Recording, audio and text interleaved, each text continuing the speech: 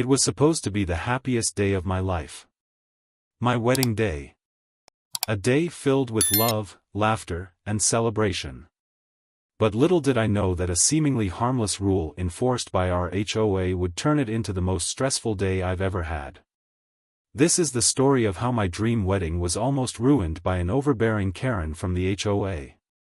I had been planning my wedding for over a year.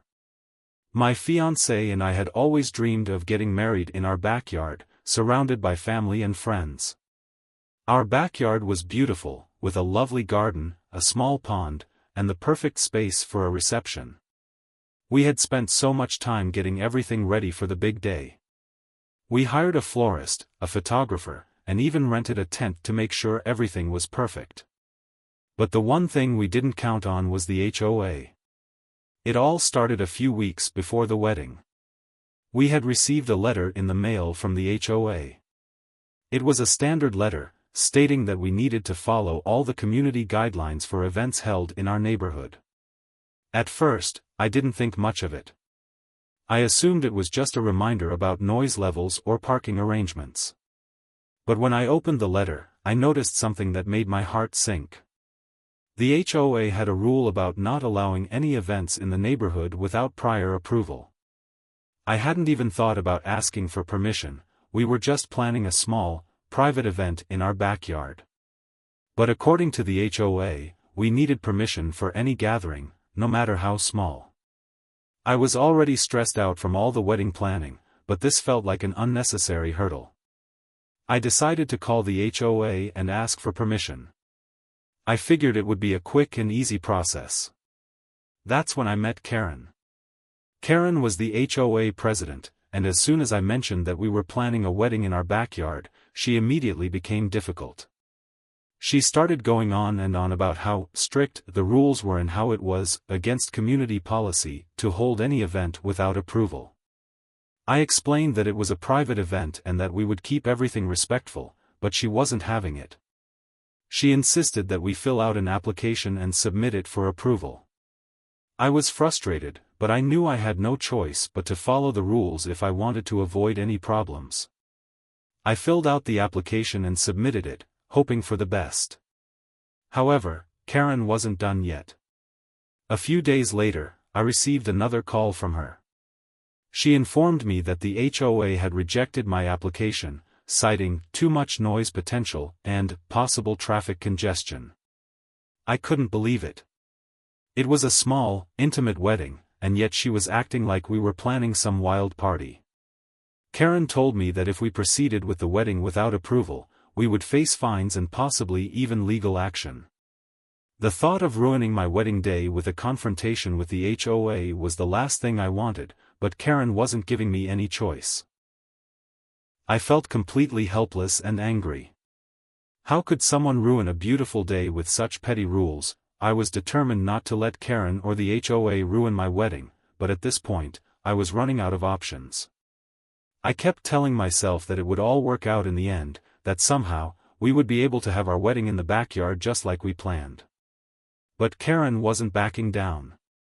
I reached out to a few neighbors who had held events in the past, hoping they could give me some advice or insight into how they managed to deal with the HOA's strict rules. Some of them had experienced similar issues but were able to work things out by paying fees or making minor adjustments to their events. But no one had faced such a hard refusal as I did. I couldn't understand why the HOA would be so unreasonable about something so simple. We weren't planning a loud, crazy celebration. It was just going to be family and close friends celebrating our love. But to Karen, that didn't matter. She seemed to take pleasure in making everything as difficult as possible. Every time I tried to explain the situation to her or make a compromise, she shot me down. No matter what I said, she would only repeat the same things: the rules are the rules, and you need approval. The more I talked to her, the more I felt like I was hitting a brick wall. I couldn't help but feel like she was intentionally making this harder than it needed to be. A few days before the wedding, I received another letter from the HOA. This time, it was a warning. It wasn't just a reminder about the rules, it was a threat. If we held the wedding without permission, the HOA would take action. Fines, legal fees, and even a formal complaint to the local government could follow. At this point, the stress was overwhelming. My fiancé and I were already dealing with the usual wedding day jitters, nervous excitement, last-minute details, and all the emotions that come with such a big event. But now, on top of that, we had to worry about whether or not our wedding would even be allowed to happen. I started calling around to see if there was any way we could move the wedding to a different venue at the last minute, but everything was either booked or too expensive. I didn't want to go down that path anyway. We had already put so much into our backyard venue. Our families had been looking forward to the day in our garden, and I wasn't about to let Karen's rulemaking destroy that vision. I considered taking legal action against the HOA, but I quickly realized that would be a long, drawn-out process, and I didn't want to deal with lawyers and court dates. This was supposed to be the happiest day of my life, not a battlefield. So, in desperation, I turned to my last resort. I appealed to the other members of the HOA board. I knew Karen was the president, but maybe there were others on the board who could see reason. I gathered all the necessary documents, photos of the wedding setup, and even a written letter from the vendors confirming that there would be no noise violations and that the event would be quiet and respectful. I was determined to make them understand how important this day was to me and my fiancé. I didn't want to spend my wedding day fighting over something that should have been a simple celebration.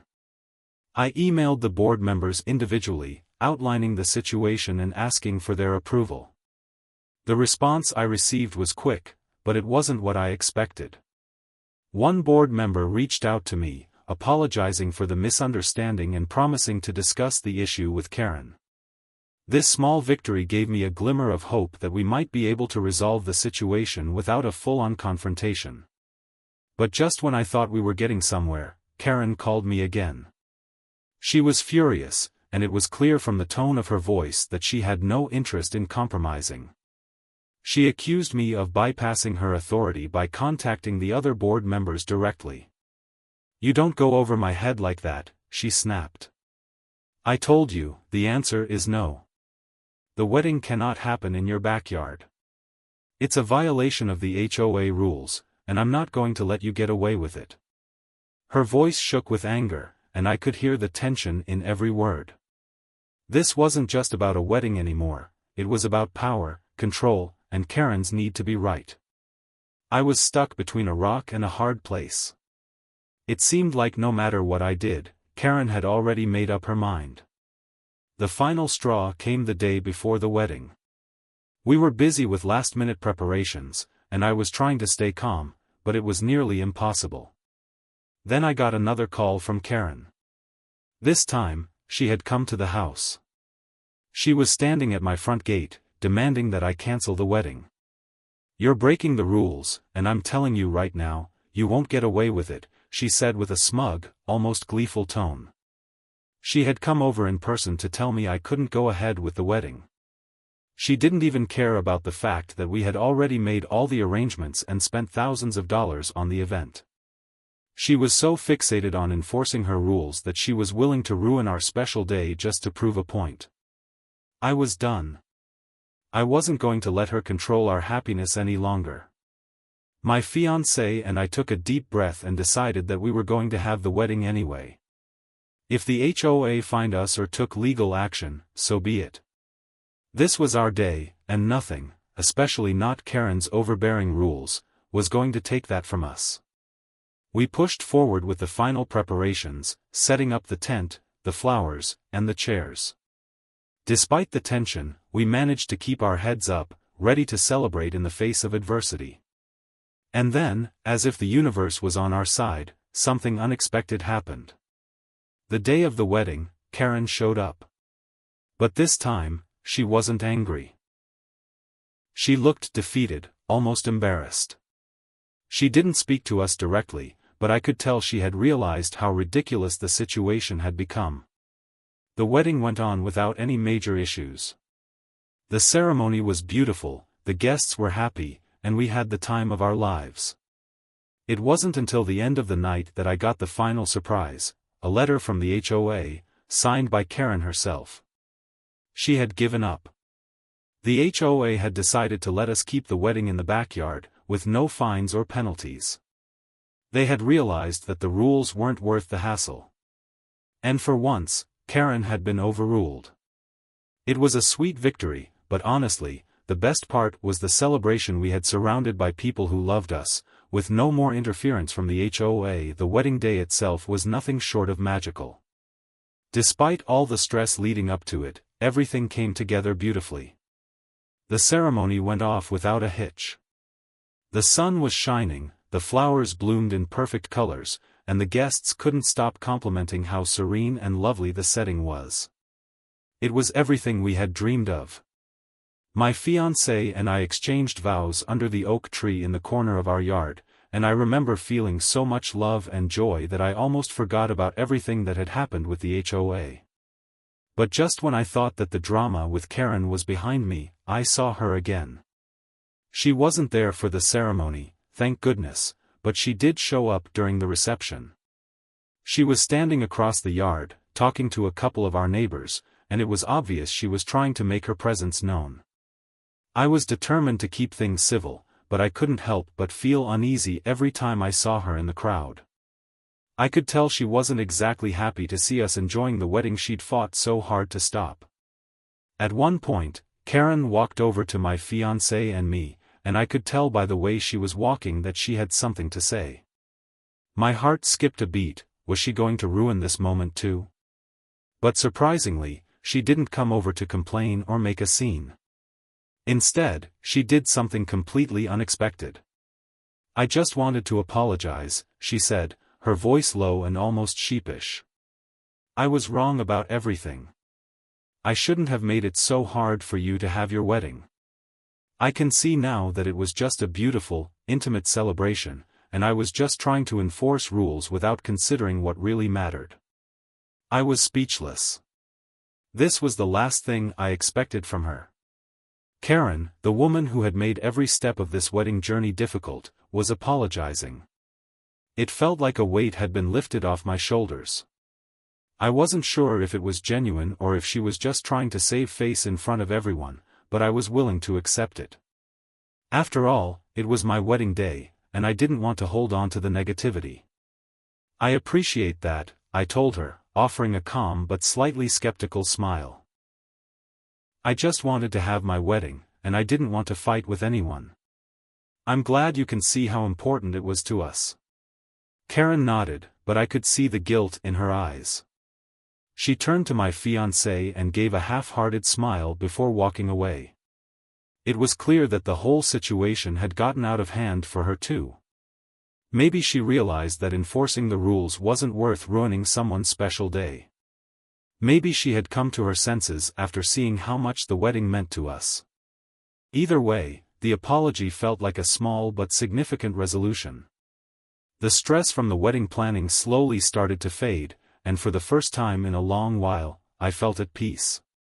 The rest of the evening went off without a hitch. We danced, ate, laughed, and celebrated with our loved ones. It was everything I had hoped for and more. The drama with the HOA had tried to overshadow the most important day of our lives, but it couldn't take away from the love and happiness that filled the air. As the night went on, I realized that sometimes, even in the most stressful situations, things can work out in the end. And even though Karen had tried to ruin our wedding, we had found a way to turn it around and make it a day we would always cherish. The following day, when everything had calmed down and the last of the guests had left, I finally had the chance to reflect on the entire ordeal. It was incredible how one person's strict enforcement of rules could cause so much tension. The HOA, Karen included, had put up so many roadblocks, but in the end, they couldn't take away what mattered most, our happiness and the love shared with our friends and family. I had learned a valuable lesson in the process. Standing up for what you believe in is important, but it's just as important to know when to let go and accept an apology. Not every fight needs to be won, and sometimes, a simple gesture of understanding can mend even the deepest frustrations. Karen had been difficult, but at the end of the day, she didn't win. We did. Our wedding was beautiful, our day was perfect, and we were surrounded by people who truly cared about us. As we sat down together that night, exhausted but happy, I realized that the whole ordeal had actually made the day even more memorable. Our wedding wasn't just about the ceremony, it was about overcoming obstacles, celebrating love, and having the strength to stand up for what truly mattered. And so, as I look back on that unforgettable day, I'm not bitter about the struggle. Instead, I'm proud of how we handled the situation. We didn't let anyone, or any ridiculous rule, ruin our happiness. And I know, no matter what the future brings, we'll always have that beautiful day to remember, along with the lesson that sometimes, the greatest victories come when you simply refuse to back down. A few weeks after the wedding, things finally started to return to normal. My husband and I were finally settling into our married life, enjoying the peacefulness that came with the wedding being over and done with. The house was quieter, the stress from the wedding drama was slowly fading into the past, and we were starting to truly enjoy our new life together. But as much as I wanted to forget about the HOA incident and the stress it caused, I couldn't shake the feeling that there were still unresolved issues lingering in the back of my mind. I knew the HOA had backed down when the wedding was over, but that didn't mean they had forgotten about the situation. Even though Karen had apologized, I was still skeptical of her and the HOA's motives. I had heard from a few neighbors that the HOA had been discussing potential changes to the rules to prevent something like my wedding from happening again. The thought of another rule being put in place that could affect us in the future was unnerving, but I didn't want to start another confrontation.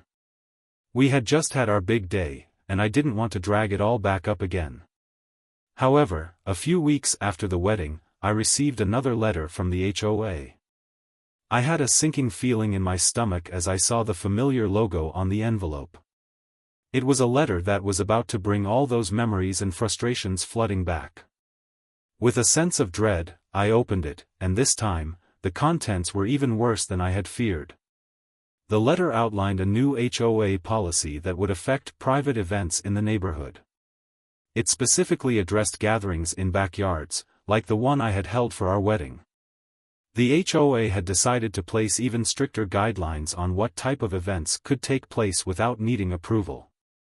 The rules now stated that all events with more than 10 people, even if they were private, would require formal permission, and failure to follow the rules would result in fines and other penalties. It was clear that this new policy was designed to prevent another wedding like mine from slipping through the cracks. I was furious. It seemed like they had created this rule specifically because of what happened with our wedding. It felt like a direct attack, as though the HOA was trying to punish us for having the audacity to hold an event without their permission. I couldn't believe they would go this far just to control what we did on our own property. But instead of getting angry, I decided to take a different approach. I had learned from the wedding situation that simply fighting fire with fire wasn't going to work with people like Karen. I needed to play the long game. I wasn't about to let the HOA push me around again, but I also didn't want to escalate things unnecessarily. I reached out to a few of my neighbors to see if they had received the same letter. To my surprise, several of them had. They were just as frustrated as I was, especially since many of them had held events in their backyards over the years without issue. The new rule felt like an overreach to them too. Together, we decided that we needed to push back, but in a more strategic way this time. We couldn't just rely on individual complaints, we needed to show the HOA that we weren't alone in this. We started organizing a petition, one that would show the HOA how many residents were against this new rule. It wasn't going to be an easy task, but we had to make our voices heard. The last thing we wanted was for the HOA to impose even more rules and fines on us. We worked quickly, gathering signatures from as many neighbors as possible. I made sure to approach the neighbors who had held similar gatherings, and many were eager to sign on. In the meantime, I continued to focus on enjoying my new life with my husband. The stress from the wedding was gone, but I knew we weren't out of the woods yet. Every time a new letter from the HOA arrived, my heart would race. It felt like they were watching us, waiting for us to slip up. But we kept the petition going, and the more signatures we collected, the more confident I became that we were doing the right thing. After several weeks, we had enough signatures to present our petition to the HOA board. We scheduled a meeting, and I braced myself for what was about to come. I didn't know how this was going to turn out, but I was determined not to let them push us around again. This time, I wasn't going to back down without a fight. We had done nothing wrong by having our wedding in the backyard, and I wasn't about to let the HOA use their rules to control our lives even further. When the day of the meeting arrived, I was a bundle of nerves. The board members were already seated around the table when I walked in with a group of my neighbors. Karen was there too, sitting at the head of the table with her usual self-righteous posture. I could feel the tension in the room as I stepped forward and presented the petition. We, the residents of this community, are asking the HOA to reconsider the new rule regarding private events, I began, my voice steady but firm. This rule affects all of us who have enjoyed hosting small gatherings and celebrations in our own backyards. The majority of us are simply asking for the freedom to celebrate without fear of punishment. Karen shot me a cold look, but I didn't let it distract me. Instead, I focused on the board members who seemed more open to listening than I expected. After presenting the petition, I asked for the board's understanding. I reminded them that the new rule was a reaction to our wedding, and that it felt like an unfair punishment for one harmless event. Surprisingly, the conversation shifted quickly. Several board members started to question whether the new policy was too harsh. They even discussed whether the HOA had overstepped its bounds with such strict regulations. For the first time, I felt like we were being heard. Karen tried to speak over the others, but the more she argued, the more the other members seemed to distance themselves from her. By the end of the meeting, we had won. The board agreed to revise the new policy, making it less restrictive and more reasonable for homeowners. The petition had made an impact, and Karen's overzealous rule enforcement had finally been defeated. We had successfully pushed back, not with anger or confrontation, but with unity and a clear message. That victory felt even sweeter than the wedding day itself. I realized that sometimes, standing up for your rights doesn't have to involve direct confrontation. It's about being smart, strategic, and working together with the people around you. The HOA might have thought they could control us, but in the end, we took back our power and showed them that our community wasn't going to be bullied. Looking back, the whole ordeal taught me a lot about standing up for what's right and finding strength in unity. It wasn't just about the wedding, it was about taking control of our own lives and not letting anyone, or any rule, stand in the way of our happiness. It was a long journey, but in the end, we got what we deserved, a peaceful, happy life without the fear of someone's arbitrary rules ruining it. A few months after the victory, life in the neighborhood seemed to return to normal. The HOA had backed off, and my husband and I were able to enjoy the quiet, peaceful life we had hoped for. There were still occasional neighborhood meetings and some HOA rules to follow, but nothing that felt like an overreach anymore. It felt like the community had finally settled into a balance. However, there were times when I'd run into Karen at the local grocery store or while walking my dog, and I couldn't help but wonder if she had learned anything from the whole ordeal. At first, Karen seemed to keep her distance. I could tell she wasn't thrilled that we had pushed back so successfully, but she didn't try to engage us. She seemed to accept that the HOA had no legal ground to force us to remove the gate or change anything about our wedding. But then, one day, out of the blue, Karen came up to me in the grocery store. "Can we talk for a second?" she asked, and I could tell she wasn't angry or confrontational. It wasn't the Karen I had known during the wedding drama. She seemed almost apologetic. I agreed to speak with her, cautiously. I had no idea what she was going to say, but I wanted to hear her out.